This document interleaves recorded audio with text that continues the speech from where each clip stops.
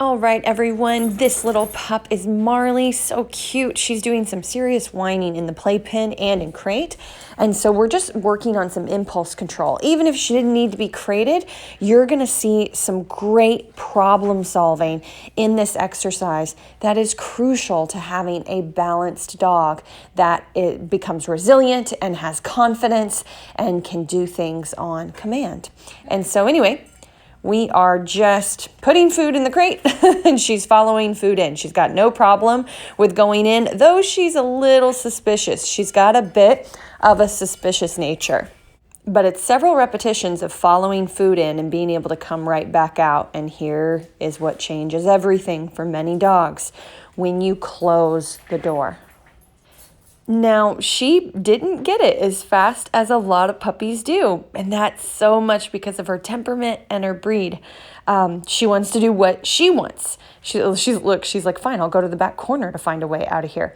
And so she pushed a lot on this door throughout this video of us doing two, I think 5 to 6 minute sessions of practicing this. Look at her. She's like looking for the opening to get out. That's her problem solving instead of settling.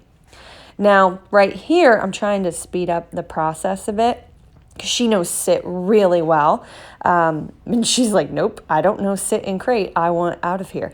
And so it's really just about, it didn't work. It's really just about being patient and taking my time, when to challenge her, when to make it easy.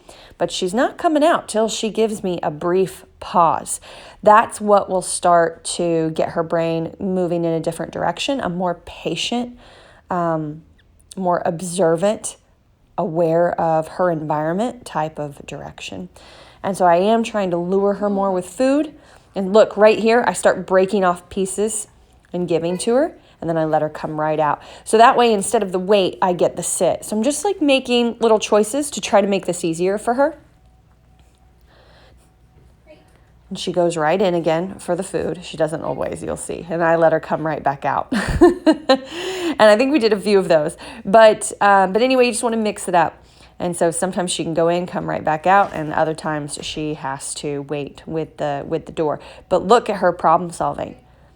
She's not just some, dog that's crazy about food and doesn't use her brain. She does use her brain, which is why she's not going back in for the food.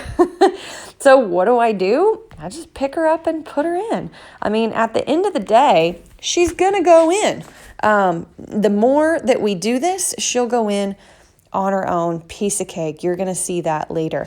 But I often get asked, well, what do you do if your dog won't go in the crate? If your new puppy won't go in the crate, you pick them up and put them in. And you do it over and over and over again. Teach them to wait to come out. Look right there.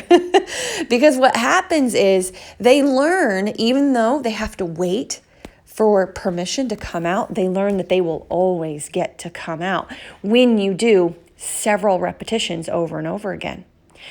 Now, I left this part in because look what she's doing.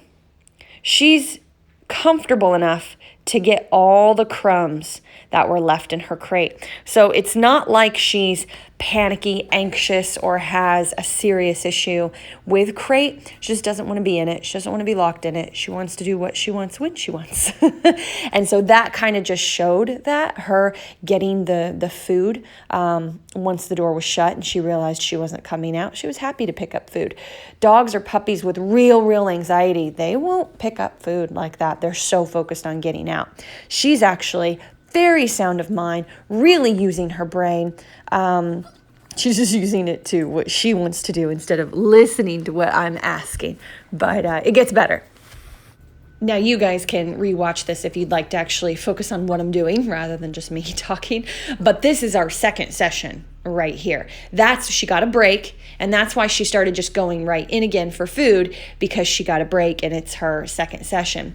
And so you're going to see the huge progress in her problem solving the way I want her to problem solve in just a second. First of all, she starts to sit more easily for food, as you can see, and look at her waiting. Instead of me having to give it to her right away, she's actually waiting for food, which is really, look, she's just hanging out.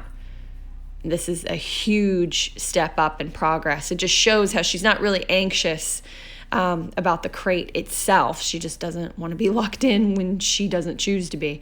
But she's got to go ahead and start learning how to listen from a very young age. While they're sponges, you got to do it. Now watch this. I don't tell her anything on this one. I want her to problem solve, to settle herself. That's the goal. And look, she's struggling. She was making little whiny noises too. Look at that. That is her brain just churning, trying to figure out what it is this is about. And that is what creates relationship and really more balanced and smart dogs that can problem solve their situation. And look, she went right back in on her own. Haven't had to lift her at all. Oh, she's thinking again. She's giving me more grunts. Again, she's just using that brain. This is the part that I really love, to watch dogs, puppies, problem solve. Good. Good. Break.